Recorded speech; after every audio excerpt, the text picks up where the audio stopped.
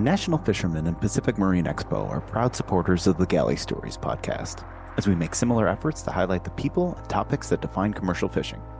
You can see what that looks like in print and online all year long, as well as every November in Seattle, when this community comes together at PME. Check out nationalfisherman.com and pacificmarineexpo.com to learn more. Hey guys, this episode is brought to you by Alaska Brewing Company out of Juneau, Alaska. Go check out their new Wild Ness beer. Launched on March 1st, any place that you got a good retailer near you or your favorite watering hole. Here we go.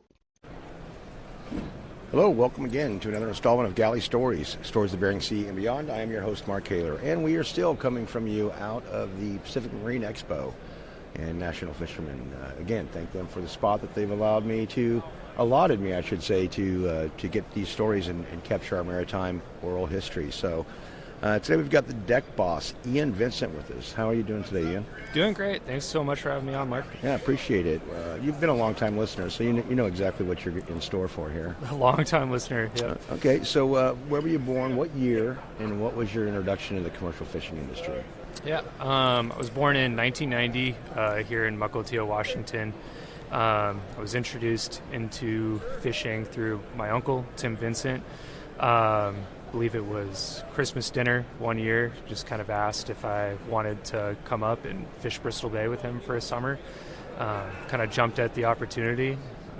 He kind of pitched it to me as just like camping. So I like to point that out to folks whenever we're dealing with some rough weather, that this is just like camping. Continue on. Yeah.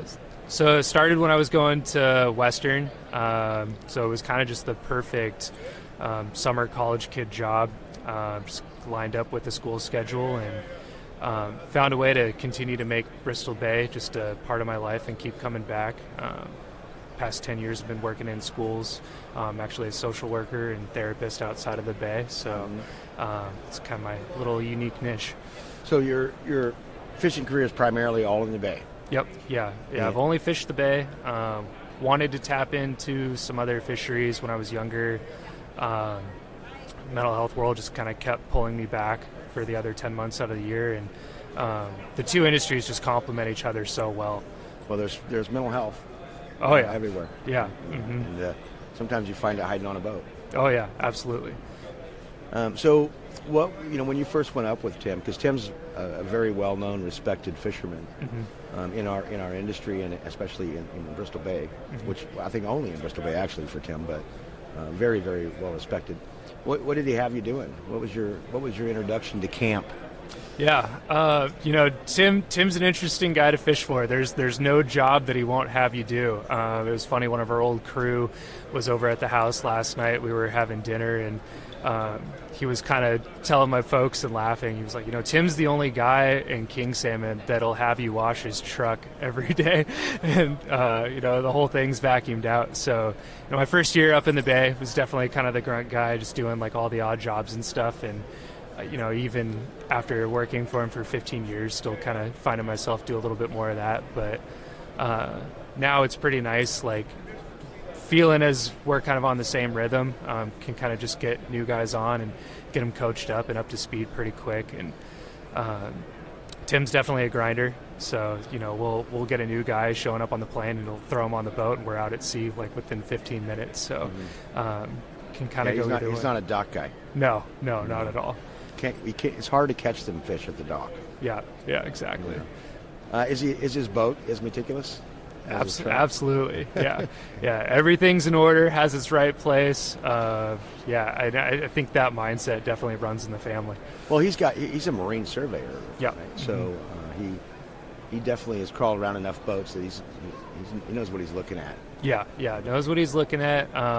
It's great. I think his kind of world doing that and just seeing how other people run their boats too. Like we've got our system just very dialed in, so it's always kind of fun. Like end of the season, just kind of brainstorming like new toys and new things that we can kind of put on our operation to help us run a little bit smoother. Okay, Ian, what's been your best time at sea? Best time at sea. I mean, I think anyone who fishes the bay will automatically say like a sunset in Bristol Bay is something that you'll just never see anywhere else. That's what keeps us coming back. But for me, it's like camaraderie on a boat. It's really fun just kind of like meeting new folks within like a couple days. You're trying to kind of figure each other out, and by the end of it, I've never laughed so hard than I have fishing on a boat. It can be like the worst day ever out at sea, but you're still having so much more fun, and I would rather do that than checking emails and sitting at my desk job. What about your worst day? Worst day is definitely getting beat up. I mean, I've had days where I've been super gluing fingernails back together and still picking sets of fish and, just getting your butt totally kicked. Had a few rough days, some few scary scenarios on the boat. But, you just have a mind like a goldfish when you're out at sea. You'll have a rough day or something bad will happen, wake up the next morning and you just need to kind of hit that reset button. I think that mentality and kind of working with that, like that carries you and stays home. You just kind of learn how to continue to adapt and keep pushing forward. What has the sea given to you? Ooh, man, so much, and it's kind of a hard time explaining. Like, I think a lot of folks that I work with in that mental health world get really confused that I go up and fish for a couple months out of the year. But for me, that's just like, that's my me time. Like Tim will always wake me up in the morning and he'll kind of say like, all right, do your morning reflections or whatever. And I'll sit there with my cup of coffee. And for me, it's just like the complete, like, deep breath that I need after grinding it out for 10 months. Does that help you with your mental health clarity? Yeah, absolutely. I kind of work with a lot of difficult cases throughout the year and stuff. So for me, like the bay time, that's my time. Like I spend so much of my life helping and kind of doing different service work for others. The bay is my time of year where I finally get to be grumpy, yell a little bit. But for me, it's like kind of my deep breath. But, I've always had just kind of like an intense work ethic that I've adapted from Tim and the family. And that really comes out and shines in a different way fishing on a boat. Explain that to me. How does working on a boat and going through that for 10 years, how does that help you in your everyday life? I think the biggest thing that, anybody who's fishing in the industry will tell you that this is temporary. Like your season is very short in the grand scheme of things. I think if you keep that mentality while you're home of like pain is temporary and you can push yourself now to a certain limit, but you need to know to read your body, make sure you're taking care of yourself. Know when to take a break and admit to yourself like, hey, I need just to kind of step back for a minute. If you don't, you run the risk of getting hurt or putting somebody else at hurt. So I think there's such a mentality in our industry to kind of put a lot more on you and grind things out. But I think if you're kind of hitting the guy next to you and point out, hey, you're not looking so great, maybe you need to take a quick break or something and actually admit to yourself like, all right, yeah, I haven't eaten in a while, I need to drink some water, grab a cup of coffee or lay down for a minute. That stuff's really important, and kind of comes out in like a different way of isolation almost, where people aren't willing to admit that to themselves. But you'll notice a significant change, and you'll be able to push yourself a lot more in this industry if you pay attention to that stuff.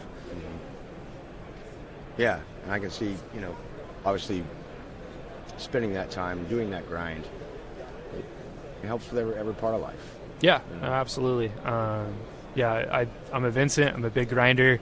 I've had a lot of seasons where I get off the plane after a bay season and I'm back at my office the next day, seeing clients and doing whatever. So I do better at kind of telling folks to take that break than I do for myself sometimes. What, if anything, has the sea taken away from you, Ian?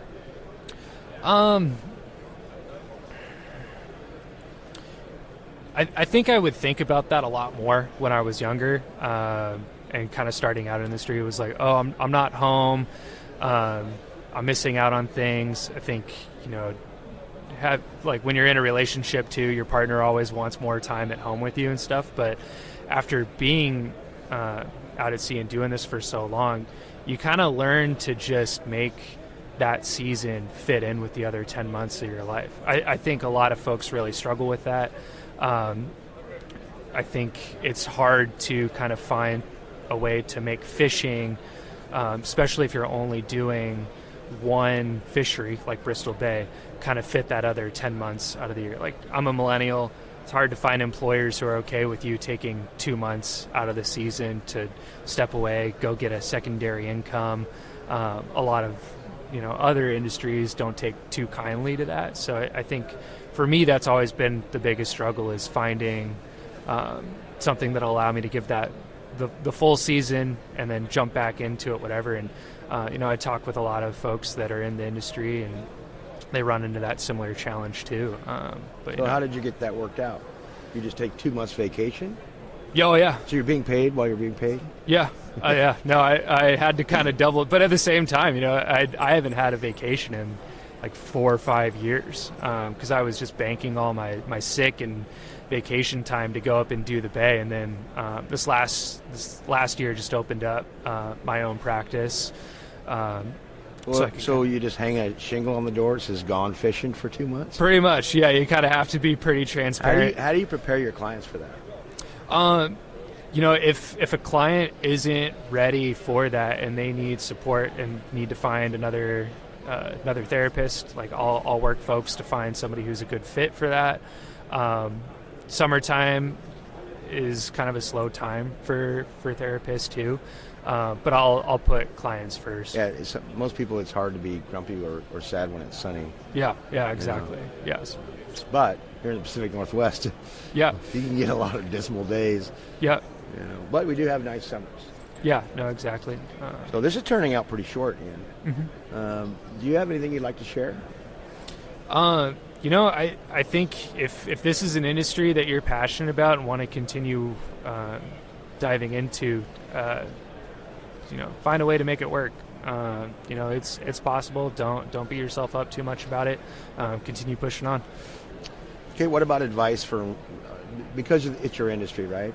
And I'm trying to extend you a couple minutes here anyway. Yeah.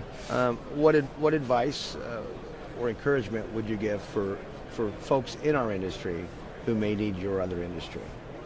Yeah, no, I think the biggest thing folks can do is save 988 and your phone numbers. That's the national crisis line.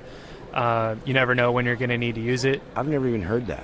That's the National Suicide Prevention Crisis Line. So that's a national number that you can call if you're ever dealing with a mental health crisis. That's also a great resource too if you happen. So a scenario would be you're on a boat, guy that you're working with is having some sort of crisis. You can call that number. If you don't know what to do, they can kind of guide you through, like, here's some helpful tips, here's some resources in your area. I think the biggest thing is if you need help, ask for help. Chances are the people around you are noticing that you might be struggling too. If it's not a step that you're comfortable doing on your own, lean into the people that you are close with, and they can kind of help get you set up with whatever services you need. I think trying to find a therapist or somebody in that world is a lot like trying to find a boat. It may not work out very well the first time, but keep pushing on. Like if you don't have a good relationship with your first therapist, like there's still good people out there. I like to joke a therapist is a lot like dating. There's plenty of fish in the sea, so to speak. You got to find the right one. Exactly. Mm-hmm. Okay, well, it's short and sweet, but I think you covered everything and eloquently covered everything. Thanks for touching on mental health. Yeah. It's important for not only our industry, but for the world. Yeah. Okay. Well, thanks for joining us today, Ian. And guys, again, coming from Pacific Marine Expo and National Fisherman Magazine, helping us out here. If you're looking to get some Galley Stories gear, we do have that. There's a link attached to the bottom of this episode. So until then, guys, we will see you next time. Thanks, Ian. Yeah, thanks, Mark. Thanks for listening to Galley Stories. We hope you like what the net brought in. Please leave us a review on iTunes. Whether you like it or not, we're not fishing for compliments. Look us up on Facebook and Twitter too. and reach out to us at galleystories@gmail.com.